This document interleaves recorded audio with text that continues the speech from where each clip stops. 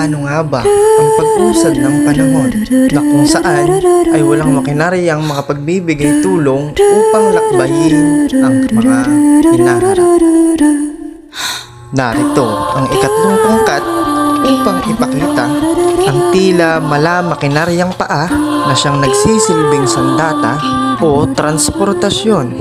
Anak, mag-intindi na kayo, tanghali na. Opo, tay. Bababa na po. Kasabay ng pagputok ng bukang liwayway ang kanilang paghahanda upang masimulan ang 3 oras na paglalakbay patungo sa kanilang eskwelahan.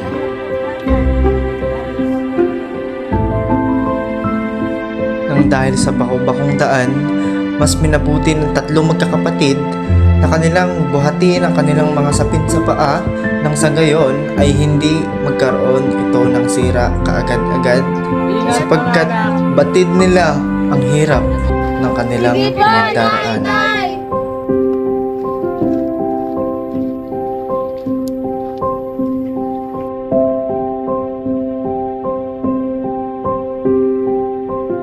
Sa huling batis na kanilang madaraanan ay doon sila naghihinaw ng kanilang mga paa upang magpalit ng uniforme at magsuot ng kanilang mga sapin sa paa.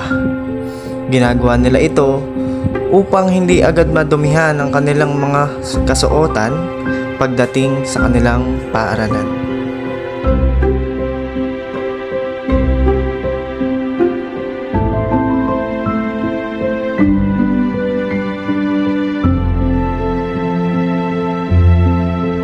Nababakas sa kanilang mga mukha ang pagod, subalit sila'y patuloy pa rin nagsisigapos upang matupad nila ang kanilang pangarap.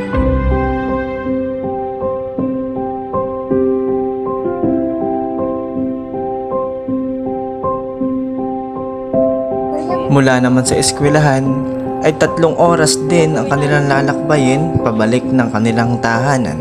Daming pulutan to.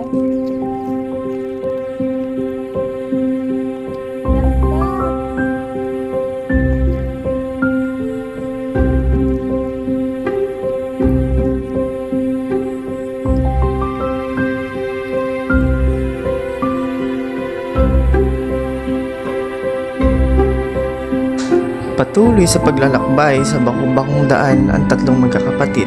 Napakasarap isipin na hindi hadlang ang kawalan ng transportasyon o makinarya na magagamit ng 3 magkakapatid upang mas mapadali ang kanilang paglalakbay patungo sa kanilang eskwelahan. Ikaw, kung isa ka sa kanila, ganito rin ba ang gagawin mo?